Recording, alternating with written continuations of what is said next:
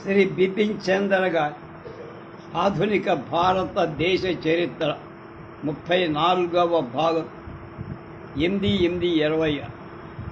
భూటాన్తో సంబంధాలు అంటే ఇంగ్లీష్ వాళ్ళ పాలనలో. సిక్కింకి తూర్పుగా భారత ఉత్తర సరిహద్దులో భూటాన్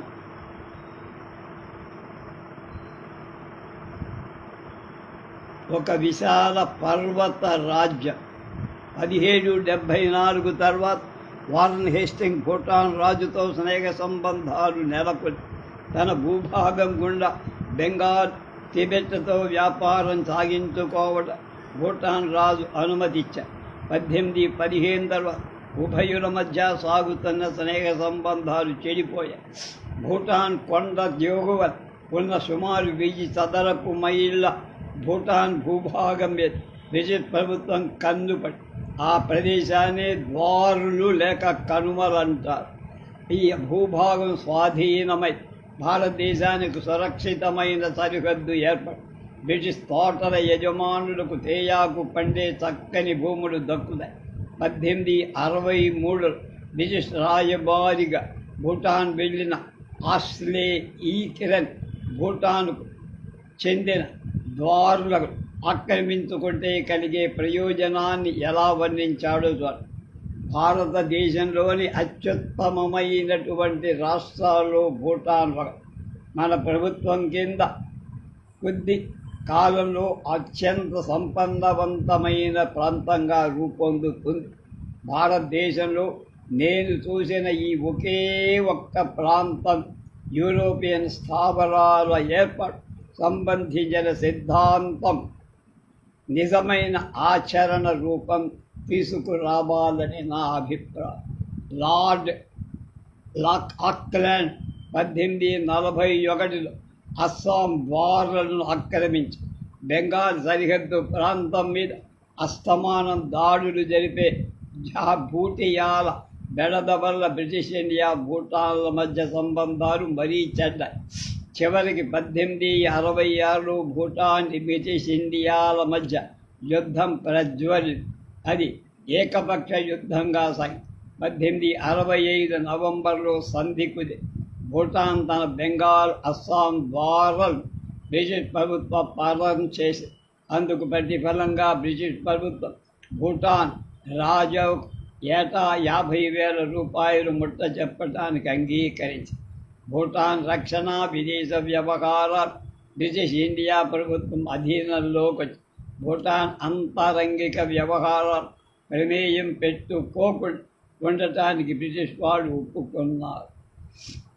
భూటాన్ నుండి పశ్చిమ సట్లెజ్ నది వరకు తమ ప్రభ వెలిగించారు. అప్పుడు నేపాల్, తరాయ్ మంచి దక్షిణాభిముఖంగా గూర్ఖా దండు కదే. ఈలోగా 1891లో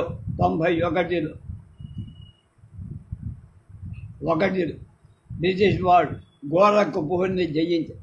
అది మున్ముందు దూసుకుపోతున్న ఈ రెండు శక్తులను ఇదమిద్దంగా నిర్ణయం కాని ఒక సరిహద్దు వద్ద ముఖాముఖి స్థాయికి తెచ్చింది. 1814 అక్టోబర్లో ఈ రెండు రాజ్యాల సరిహద్దు గస్తీ దళాల మధ్య రాజుకున్న సరిహద్దు ఘర్షణ బహిరంగ యుద్ధానికి బాట వేసి 600 మైళ్ళు విస్తరించిన సరిహద్దు పొడవున తమ సైన్యాలు దాడికి తలబడి కాబట్టి గూర్ఖా సైన్యాన్ని సునాయాసంగా మన్ను కరిపించని బ్రిటిష్ అధికారులు పగటి కలలు కలు. గూర్ఖాలు అసమాన ధైర్య సాహసాలు ఆత్మరక్షణ చేస్తూ బ్రిటిష్ సైన్యాలు పదే ఓడిపోయి. చార్లెస్ మెట్కాఫ్ అనే ఒక సీనియర్ బ్రిటిష్ ఇండియా అధికారి ఆ రోజుల్లోనే ఇలా రాశాడు. ఏమని? మన సైన్యం కన్నా నిర్ణయాత్మకంగా గొప్ప ధైర్యం, అత్యుత్తమ స్థైర్యం కలిగిన శత్రువుతో మనం తలపడ్డాం. ఈ తల క్రిందు స్థితిలో ముగింపు ఎలా ఉండబోతుందో చెప్పడం అసాధ్యం. కొన్ని సందర్భాల్లో యూరోపియన్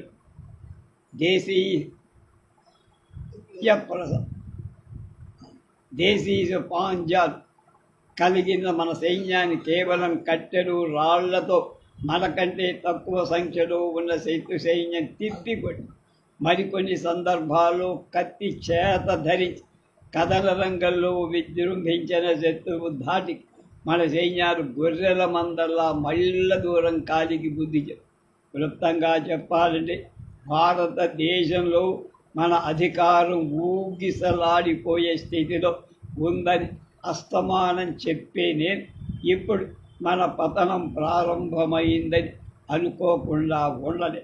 మన అధికారం పూర్తిగా మన సైనిక బలాధిక్యత మీద ఆధారపడి ఒక శత్రువు మీద గౌరవంతో చెబుతున్నా మన బలాధిక్యత అంతా పోయింది, జారిపోయింది. కానీ గూర్ఖాల దీర్ఘకాలం నిలవలేకపోయి సైనిక సంఖ్యాబలంలో ధనబలంలో సాధన సంపత్తులు బ్రిటిష్ వాళ్ళు అధికులు. 1815 ఏప్రిల్లో బ్రిటిష్ సైన్యం కుమావూన్ ఆక్రమించి మే 15 అద్భుత సేనాపతి అమర్ సింగ్ పాషా లొంగిపోవాల్సి వచ్చింది. నేపాల్ ప్రభుత్వం శాంతి సంప్రదింపులకు దిగొచ్చింది. అయితే సంప్రదింపులు వెంటనే భగ్నమై నేపాల్ రాజధాని కాఠ్మండూలో బ్రిటిష్ రెసిడెంట్ నియామకాన్ని నేపాల్ ప్రభుత్వం ఒప్పుకోలేదు. బ్రిటిష్ వాళ్లతో సైన్య సహకార ఒప్పంబడిక మీద చివరాలు పెట్టమంటే దేశ స్వాతంత్రాన్ని బ్రిటిష్ వాళ్ళకి రాసివ్వటమే అని నేపాల్ గ్రహించి 1816లో తిరిగి యుద్ధం ప్రజ్వలి బ్రిటిష్ బలాలు అనేక ముఖ్య విజయాలు సాధించి కాఠ్మండుకు 50 మైళ్ళ దూరంలో చేరాయి. చివరి నేపాల్ రాజ్యం బ్రిటిష్ వాళ్ళు పెట్టిన షరతులకు లోబడి శాంతి రద్దు చేసుకోవాల్సి వచ్చింది. కాఠ్మండులో బ్రిటిష్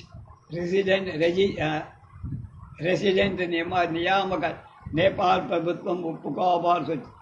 గజ్వాల్, కుమువా జిల్లాని ధారాదత్తం చేసి తురాయ్ ప్రాంతం యొక్క హక్కు వదులుగా సిక్కిం నుంచి ఉపసంహరించు. ఈ ఒప్పందం వల్ల బ్రిటిష్ వాళ్ళకి అనేక ప్రయోజనాలు చేకూరు. భారత సామ్రాజ్యం ఇప్పుడు హిమాలయాల మీద మధ్యాసియా వాణిజ్యానికి అనేక సౌకర్యాలు సమకూరాయి. సిమ్లా, ముస్సోరి, నైనిటాల్ ముఖ్యమైన వేసవి విడుదల చోటు జరిగి వీటన్నిటికంటే గూర్ఖాలు అధిక సంఖ్యలో బ్రిటిష్ ఇండియా సైన్యంలో చేరడం ద్వారా దానికి 1000 ఏనుగుల బలం కలిగింది. తర్వాత బ్రిటిష్ వాళ్ళకి నేపాల్కు మధ్య సంబంధాలు స్నేహపూర్వకంగానే సాగాయి. 1814 యుద్ధంలో పోరాడిన ఉభయ పక్షాలు పరస్పర పోరాట పటిమ గౌరవించుకోవటం నేర్చుకొని పరస్పరం శాంతియుతంగా జీవించడానికి ప్రాధాన్యమిచ్చి బర్మా మీద విజయం 19వ శతాబ్దిలో వరుసగా 3 సార్లు జరిగిన యుద్ధాలు బ్రిటిష్ వాళ్ళు బర్మా స్వతంత్ర రాజ్యాన్ని జయించారు. బర్మా బ్రిటిష్ ఇండియాకు మధ్య యుద్ధం సరిహద్దు సంఘర్షణతో ప్రారంభం. విస్తరణ తాలూకు ఆకాంక్ష అగ్నిలో ఆజ్యం. బ్రిటిష్ వర్తకుల మేకపోదు ఆశపోదు దృష్ట్యా బర్మా అటవీ సంపద మీద వాడి దృష్టి బ్రిటిష్ సరుకులు బర్మాలో అమ్ముకోవాలని తప్పించారు. బర్మాలో మిగతా ఆగ్నేయ ఆసియాలు ఫ్రెంచ్ పలుకుబడి వ్యాప్తి చెందకుండా నిరోధించాలని బ్రిటిష్ వాళ్ళ కోరిక. మొదటి బర్మా యుద్ధం 1824-20 18వ శతాబ్దం నాటి బర్మాకు బ్రిటిష్ ఇండియాకు ఉమ్మడి సరిహద్దు ఉభయ రాజ్యాలు రాజ్య విస్తరణ కాంక్షలో ఊగిపోతాయి. శతాబ్దాల ఆంతరింగక సంక్షోభం తర్వాత 1752-60 సంవత్సరాల మధ్య అలాంగ్ పాయా అనే బర్మా రాజు దేశం మొత్తాన్ని సమైక్యపరిచి ఒకే జెండా కిందకి తెచ్చి అలాంగ్ పాయా తర్వాత అధికారానికి వచ్చిన భూజాపాయ ఐరావతి నది మీద ఉన్న ఆనా నుంచి సయాం వరకు పదే దాడులు చేసి చైనా దాడుల్ని తిప్పికొట్టి మణిపూర్ అలవాన్ సరిహద్దు రాజ్యాన్ని జయించి బర్మాని బ్రిటిష్ ఇండియా సరిహద్దుల్లో నిలబెట్టి 1922 బర్మీయులు అస్సాంని జయించారు. అరకాన్ అస్సాం ప్రాంతాన్ని బర్మా ఆక్రమించుకోవడం సందిగ్ధంగా ఉన్న సరిహద్దు పొడవును బెంగాల్ బర్మాల మధ్య ఎడతెరగకుండా వివాదాలు ఘర్షణలు చోటు చేసుకొని అరకాన్ నుంచి పారిపోయి వచ్చిన చిటగాంగ్ జిల్లాలో తలదాచుకోవడం ఈ ఘర్షణ జరగటానికి ఒక కారణం. శరణార్థులు చిటగాంగ్ జిల్లాలలో బర్మా ఆక్రమిత అరకాన్ ప్రాంతంపై విడవకుండా దాడులు బర్మా సేనల చేతుల్లో ఓడిపోగానే బ్రిటిష్ ఆక్రమిత ప్రాంతంలోకి పారిపోయి వచ్చి తలదాచు ఈ తిరుగుబాటుదారుల మీద చర్య తీసుకొని తమకు అప్పగించాల్సిందిగా బర్మా బ్రిటిష్ అధికారుల మీద ఒత్తిడి తెచ్చి తిరుగుబాటుదారులని వెంటాడి తరిమే ప్రయత్నం బర్మా సైనికులు అనేకసార్లు బ్రిటిష్ ఇండియా ప్రాంతంలోకి చొచ్చుకొచ్చారు. షాపురి దీవి ఎవరి అధీనంలో ఉండాలన్న సమస్య మీద అరకాన్ చిటగాంగ్ సరిహద్దు రేఖ మీద బర్మీయులకు బ్రిటిష్ వాళ్ళకి మధ్య చెలరేగిన వివాదం ఒక కొలిక్కి ఈ దీవిని మొదట బర్మీయులు ఆక్రమించి తర్వాత బ్రిటిష్ వాడు షాపూర్ దీనివల్ల తటస్థ మండలంగా ఉండాలన్న బర్మా ప్రతిపాదన బ్రిటిష్ వాళ్ళు ఒప్పుకోరు. దాంతో ఉభయ పక్షాల మధ్య ఉద్రిక్తత బాగా మణిపూర్ అస్సాములలో బర్మా ఆక్రమించుకోవడంలో ఉభయ రాజ్యాల మధ్య స్పర్ధలకు మరొక కారణమై చేతి పనులు నాశనం కావటంతో వాటి ఉత్పత్తికి ప్రసిద్ధమై పొందిన బస్తీ పట్టణాలు నాశనమై సాంప్రదాయక పరిస్థితుల శిథిలాల మీద బ్రిటిష్ పశ్చిమ యూరోప్లో మాదిరి ఆధునిక యంత్ర పరిశ్రమ నెలకొల్ప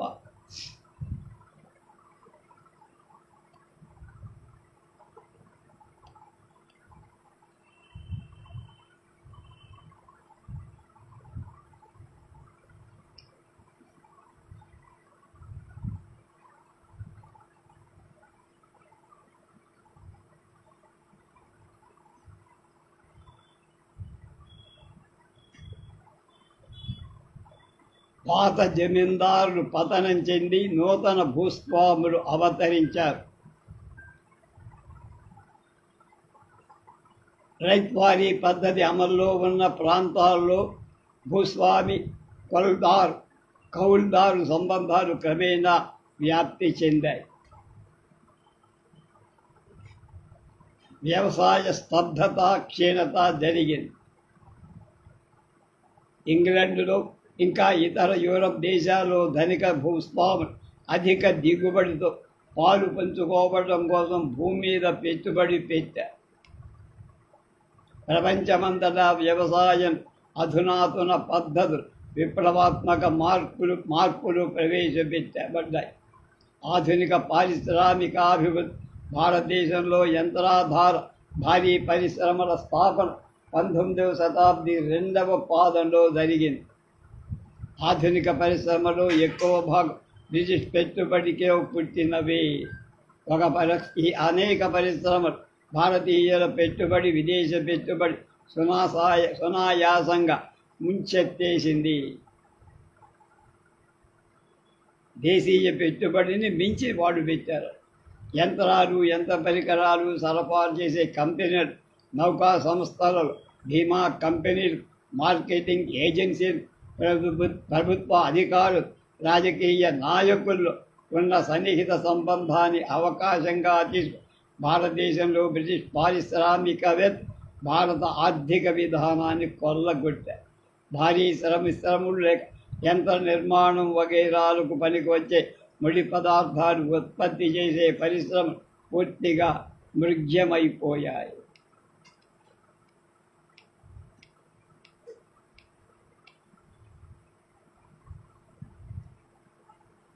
ఇంకా శైశవ దశలో ఉన్న భారత పరిశ్రమల రక్షణ అవసరం కలిగించడం దాంట్లో వాళ్ళెవరూ పట్టించుకోరు.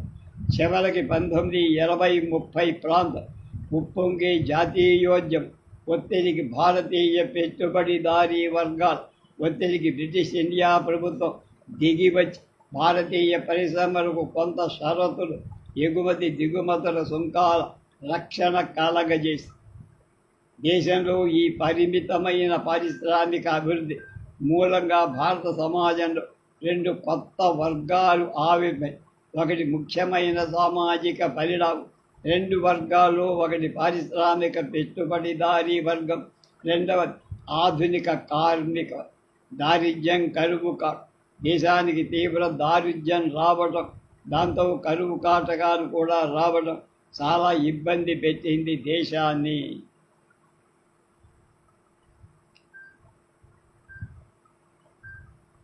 వ్యవసాయం మీద జీవించే ప్రజలు సగం మంది ఏడాది మొత్తం కడుపు నిండా భోజనం అంటే ఏమిటో ఎరగరిని చెప్పటానికి నేను వెనుకాడను అన్నాడు చార్లెస్ బలియత్ అనేటువంటి ఒక గవర్నర్ జనరల్ సలహా మండలి భావ. అలాగే ఇంపీరియల్ గెజిట్ సంకలనకర్త విలియం హంటర్ భారతదేశ జనాభా 4 కోట్ల మంది అర్ధాకలితో బతుకు వెళ్ళడం అలవాటైపోయిందని చెప్పి భారతదేశ ఆర్థిక పరిస్థితి హైంజస్థితి బీదతనాన్ని తెలిపే గుర్తులు చాలా. భారతదేశ దారిద్ర్యం వెనుకబాటుదనం ప్రకృతి వనరుల లోపం వల్ల ఏర్పడింది కాదు. ఇవన్నీ ఆర్థిక నిర్మాణం ఫలితంగా భారతదేశం పేద ప్రజలు జీవించే సంపన్న దేశమైంది. ఇది విదూరమైన నవభారత వికాసం జాతీయోద్యమ సంరంభం 1858 1905 వరకు ఏం జరిగిందో ఈసారి కొంతకాలం దీనికి విరామం ఇస్తున్నాం. తర్వాత మళ్ళా దీన్ని తీసుకుంటాం కనుక ఇవాళతో విరామం మాత్రమే ప్రకటిస్తున్నాం. ఎంత ఈ 34వ ఎపిసోడ్తో రేపటి నుంచి ఇదే సమయం విశ్వనాథ వారి ఆధునిక ఇతిహాసం 1000 పడగలు ప్రారంభిస్తాం.